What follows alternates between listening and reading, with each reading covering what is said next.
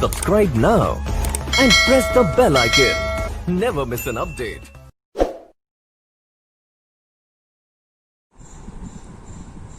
नमस्कार मित्रों, maxima education point में मैं सत्यवीर सिंह आपका बहुत बहुत स्वागत करता हूं। जैसा कि आप लोग देख रहे हैं कि हम लोग इस मैक्सिमा एजुकेशन पॉइंट में आप लोगों के लिए लगातार विभिन्न प्रकार की वीडियो प्रोवाइड कर रहे हैं, जिसमें बहुत ही बेहतर ढंग से और एकदम सीरियल से आप देखेंगे कि ज्योग्राफी का है, जितने भी वनडे एग्जामिनेशन के बच्चे हैं वो सभी भूगोल विषय के वीडियो को देख करके नोट्स अच्छी तरीके से बनाएं।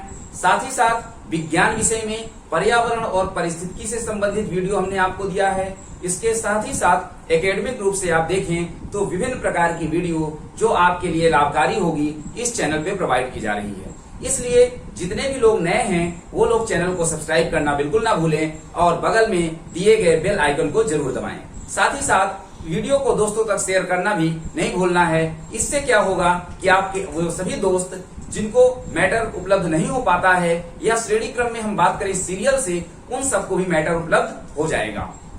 बात करेंगे कि आज क्या है क्लास को लेकर के, अर्थात आज की क्लास में हम आपको क्या बताने वाले हैं। तो जैसा कि आप देख रहे थे कि पर्यावरण, इन्वायरमेंटल एंड इकोलॉजी में हमने बहुत ही महत्वपूर्ण और बहुत ही आसान तरीके से कई लगभग 7 से 8 लेक्चर आपके सामने प्रोवाइड किए। उन सभी का जो लिंक है इसी वीडियो के नीचे आपको मिल जाएगा। आप सबको देख करके एक अच्छी नोट्स क्रिएट कर सकते हैं।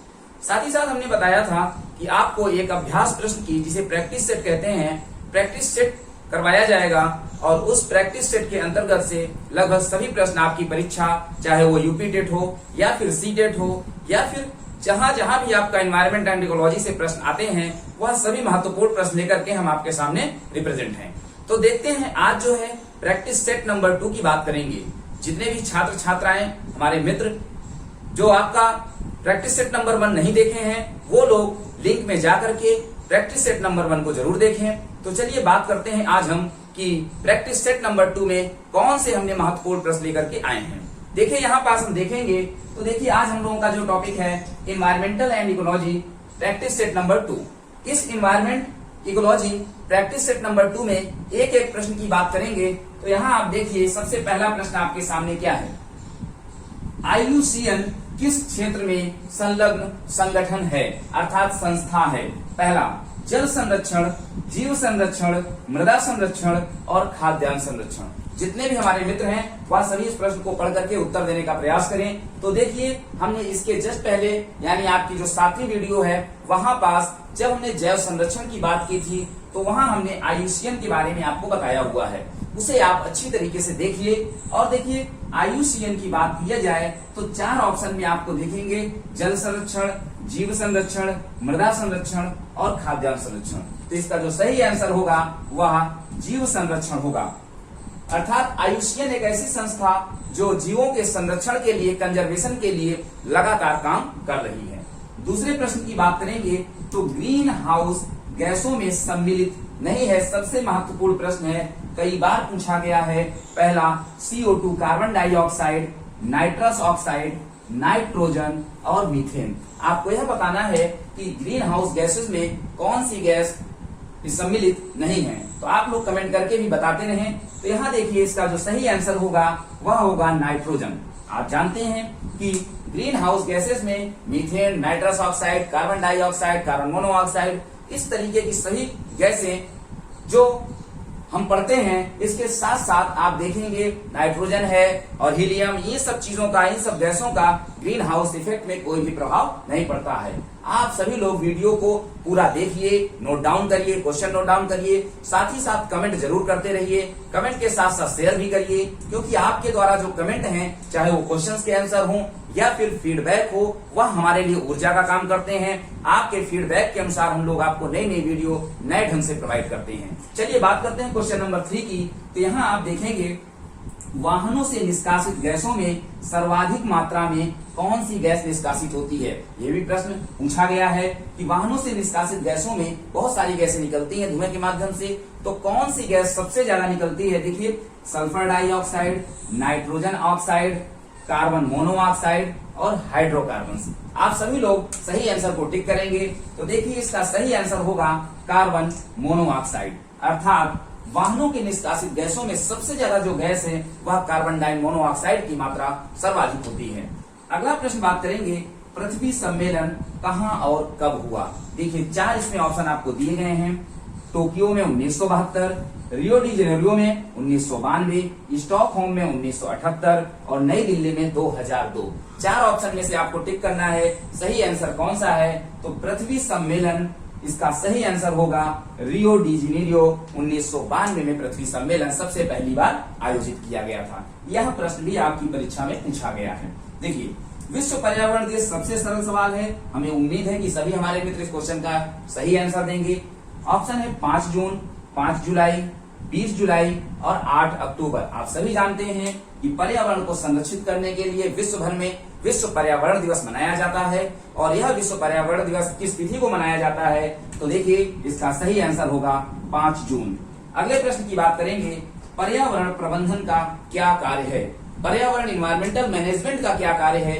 तो 4 ऑप्शन आप देखेंगे, पर्यावरण के विभिन्न घटकों का अध्ययन करना, पर्यावरण प्रदूषण की रोकथाम करना, पर्यावरण के विभिन्न घटकों के मध्य संतुलन स्थापित करना या पर्यावरण के तत्वों की समालोचना करना।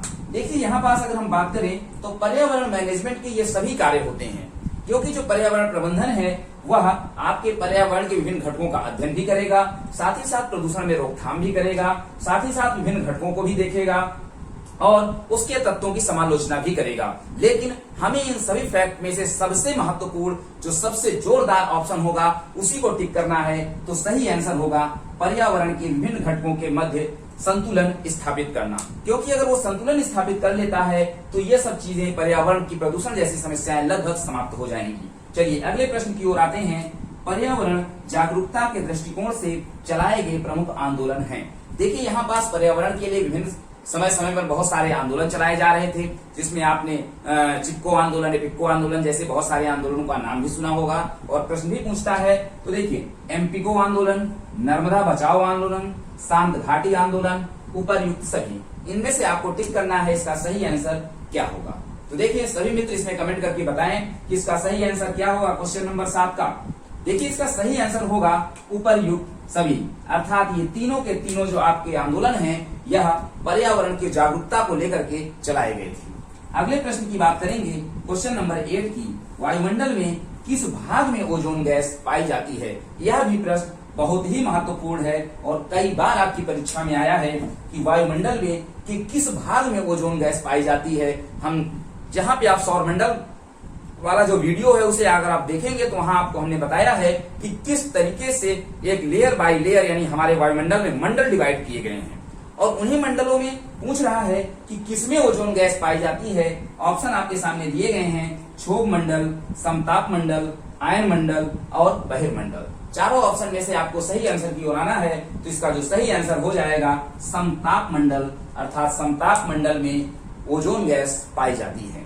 अगले प्रश्न की ओर बात करेंगे तो अगला प्रश्न है क्वेश्चन नंबर 9, अंतरराष्ट्रीय ओजोन दिवस कब मनाया जाता है। ओजोन गैस को संरक्षित यानी उससे क्या है खतरे को बचाव को लेकर के हम प्रतिवर्ष ओजोन दिवस मनाते हैं अंतरराष्ट्रीय इंटरनेशनल लेवल पर। तो अंतरराष्ट्रीय ओजोन दिवस कब मनाया जाता है, 5 अक्टूबर, 16 जुलाई, 16 सितंबर या फिर 20 अगस्त को मनाया जाता है। सही आंसर आप इसमें जल्दी बताइए। इसका सही आंसर होगा 16 सितंबर। 16 सितंबर को हर साल अंतरराष्ट्रीय ओजोन दिवस मनाया जाता है। इस तरह ये आपके रहे 9 प्रश्न। आगे हम बात करेंगे क्वेश्चन नंबर 10 की।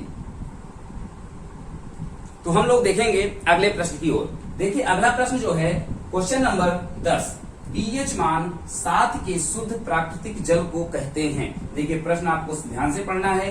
पीएच मान 7 के शुद्ध प्राकृतिक जल को कहते हैं। ऑप्शन है अम्लीय, क्षारीय, उदासीन और कोई नहीं। सही आंसर आप लोग तुरंत कमेंट करके बताइए कि पीएच मान के शुद्ध प्राकृतिक जल को क्या कहते हैं। देखिए इसका जो सही आंसर होगा वह होगा उदासीन। जैसा कि हमने आपको वीडियो में बताया हुआ है कि पीएच मान जब 7 से कम होता है तब वह अम्लीय प्रवृत्ति का होता है और 7 से ज्यादा होने पर क्षारीय प्रवृत्ति का हो जाता है। जब 7 में रहता है यानी बराबर 7 में, तो उसकी प्रकृति कैसी रहती है, उदासीन रहती है। अगले प्रश्न की ओर बात करेंगे। फ्लोराइड युक्त जल के सेवन से उत्पन्न बीमारी है। शारीरिक अंगों की विकृति, खून में कमी, हड्डियों का टेढ़ा मेढ़ा या फिर उपर्युक्त सभी। यह भी बात हमने वहां बताई हुई है प्रदूषण वाले नोट्स में या लेक्चर में कि फ्लोराइड युक्त जल के, यानी जब जल में फ्लोराइड की मात्रा ज्यादा हो जाती है तो ज्यादा होने का तात्पर्य नियत कितना रहना चाहिए। जल में फ्लोराइड की जो नियत मात्रा है वह 1 ppm होनी चाहिए। ppm में हम इसे नापते हैं। अगर जल की मात्रा 1 ppm से ज्यादा हो जाती है यानी फ्लोराइड की मात्रा बढ़ जाती है तो मनुष्य में शारीरिक अंगों की विकृति, खून में कमी, हड्डियों का टेढ़ा मेढ़ा जैसे रोग अर्थात उपर्युक्त सभी ऑप्शन इसका सही हो जाएगा। अगला प्रश्न देखिए, सबसे इंपॉर्टेंट, ये भी कई बार आपसे विभिन्न परीक्षाओं में पूछा गया है। रिएक्टर पैमाने से नापा जाता है। रिएक्टर पैमाने से हम क्या नापते हैं? क्या भूकंप की तीव्रता नापते हैं, क्या जल प्रदूषण नापते हैं, क्या वायु प्रदूषण नापते हैं या फिर भूमि प्रदूषण नापते हैं? सभी मित्र प्रश्न को ध्यान से देखेंगे और उत्तर देने का प्रयास करेंगे कि रिएक्टर पैमाने से हम क्या मापते हैं। इसका देखिए सही आंसर होगा भूकंप की तीव्रता। भूकंप की तीव्रता को मेजर करने के लिए जिस पैमाने, जिस स्केल का प्रयोग किया जाता है उसका नाम है रिएक्टर पैमाना। अगले प्रश्न की बात करेंगे, भोपाल गैस दुर्घटना कब हुई? यह भी प्रश्न आपसे कई बार पूछा गया है। आप पेपर उठा करके देखिए कि क्या यह प्रश्न बार बार आया है कि नहीं आया है। तो देखिए यहाँ पे ऑप्शन आपके सामने है 1982, 1986, 1984, 1989। आप सभी मित्र हमारे बताएं कि भोपाल गैस दुर्घटना कब हुई थी। तो इसका सही आंसर है 1984। जैसा कि हमने आपको पहले भी बताया है कि भोपाल गैस दुर्घटना 1984 में घटित एक घटना थी, जिसमें से प्रश्न दूसरी प्रकार से पूछा जाता है कि भोपाल गैस त्रासदी में कौन सी गैस का रिसाव हुआ था। तो इसमें हम लोग मिथाइल आइसोसाइनाइड का नाम लेते हैं। सबसे महत्वपूर्ण है, आप इसे यहां लिख लीजिए, कौन सी गैस है? Methyl isocyanide. मिथाइल आइसोसाइनाइड का 1984 में भोपाल गैस त्रासदी के समय इसका श्रावण हुआ था, जिसकी वजह से बहुत सारा नुकसान हुआ था। बात करेंगे अगले प्रश्न की ओर, अम्लीय जल द्वारा इमारतों के क्षरण को क्या कहते हैं? इसके ऑप्शन पे आप आएंगे सभी मित्र। अपरदन कहते हैं, अपक्षय कहते हैं, अनाच्छादन कहते हैं या फिर स्टोन कैंसर कहते हैं। जैसा कि हम बता चुके हैं कि अम्लीय जल द्वारा अर्थात जल में अम्ल की मात्रा बढ़ने से, जिसमें प्रमुख रूप से वर्षा के जल को हम लेते हैं, और जब वह इमारतों के क्षरण को इमारतों पे गिरता है तो इमारतों की क्या करता है? क्षरण कर देता है। धीरे धीरे कटाव छटाव यानी उसका रंग विहीन हो जाता है। इस घटना को हम स्टोन कैंसर के नाम से जानते हैं। किस नाम से? स्टोन कैंसर के नाम से जानते हैं। अगला प्रश्न है, वायुमंडल में तापमान वृद्धि करने वाली गैस कौन सी है? क्या सल्फर डाइऑक्साइड है, क्या कार्बन डाइऑक्साइड है या फिर हाइड्रोजन या फिर नाइट्रोजन है? आप इस बात का ध्यान देंगे कि वायुमंडल में जो टेम्परेचर लगातार बढ़ रहा है उसके तापमान में वृद्धि के लिए जो गैस सबसे महत्वपूर्ण है, सभी मित्र उत्तर देने का प्रयास करिए। इसका सही आंसर देखिए सल्फर डाइऑक्साइड है। सल्फर डाइऑक्साइड की मात्रा लगातार बढ़ने से वायुमंडल में तापमान में लगातार वृद्धि हो रही है, जिसके कारण हम ग्लोबल वार्मिंग जैसी समस्याओं को झेल रहे हैं। चलिए अगले प्रश्न की बात करते हैं, डेसिबल किसका मात्रक है? डेसिबल किसका मात्रक है? ऑप्शन है ध्वनि को मापने का, गहराई को मापने का, तापमान को मापने का, वायु दाब को मापने का। ये सभी प्रश्न अलग अलग रूप से चारों में पूछे गए हैं। इसका सही आंसर सभी मित्र देंगे। देखिए इसका सही आंसर क्या होगा? डेसिबल ध्वनि को मापने का क्या है? इकाई है। उसी तरीके से आप गहराई में फेदोमीटर, टेम्परेचर, वहां भी आप देखते हैं टेम्परेचर तापमान को मापने के लिए डिग्री सेल्सियस स्केल जैसे पैमानों का यूज किया जाता है। तो डेसिबल मात्रक है ध्वनि को मापने का, यह इसका सही आंसर होगा। जितने भी मित्र इस आंसर की ओर जा रहे थे वह सभी मित्रों का आंसर सही है। अगले प्रश्न की ओर आप ध्यान देंगे, निम्न में शाकाहारी घटक है। सबसे आसान प्रश्न है। उम्मीद है कि इस प्रश्न का उत्तर सभी लोग के दिमाग में आया होगा और सभी लोग कमेंट करके जरूर बताएंगे कि निम्न में शाकाहारी घटक है। देखिए शाकाहारी की बात करें तो इंग्लिश वाले इसको सुनेंगे हर्बीवोरस के नाम से जानते हैं। मेढक, हिरन, चीता, शेर। देखिए सबसे आसान प्रश्न है, इसका सही आंसर होगा हिरन। अगला और आज का सबसे लास्ट सवाल है। देखिए पारिस्थितिकी संकट का क्या कारण है? हमने बताया कि पारिस्थितिकी में, इकोलॉजी में लगातार संकट बने हुए हैं, चाहे वो जीवों को लेकर हो, वनस्पतियों को लेकर हो। इसका सही आंसर आप देखिए, पहले ऑप्शन देख लीजिए, क्या तकनीकीकरण, औद्योगिक विकास, जनसंख्या वृद्धि या फिर उपर्युक्त सभी? सभी मित्र इसका सही आंसर बताने का प्रयास करें। पारिस्थितिकी संकट का क्या कारण है? इसका सही आंसर होगा उपर्युक्त सभी। जैसा कि आप जान रहे हैं, तकनीकीकरण यानी टेक्नोलॉजी जो दिन प्रतिदिन हमारे सामने आ रही है, उसकी वजह से भी पारिस्थितिकी क्या है, संकट में आ चुका है। औद्योगिक विकास, इंडस्ट्रियल डेवलपमेंट जो हम लगातार अपने फायदे के लिए कर रहे हैं, और तीसरा जो है जनसंख्या वृद्धि यानी पॉपुलेशन ग्रोथ, यह सभी कारण जो हैं वह पारिस्थितिकी संकट के लिए महत्वपूर्ण घटक निभाते हैं। तो इस तरीके से यह बहुत ही महत्वपूर्ण आपके एनवायरमेंट एंड इकोलॉजी के प्रश्न थे। आप इन सबको अच्छी तरीके से नोट करके आगामी परीक्षाओं के लिए तैयार कर लीजिए। उसके साथ साथ हम लोग आगे भी बात करेंगे बहुत अच्छी वीडियो और बहुत अच्छे लेक्चर के बारे में। इसी तरह आप चैनल पे बने रहिए। धन्यवाद।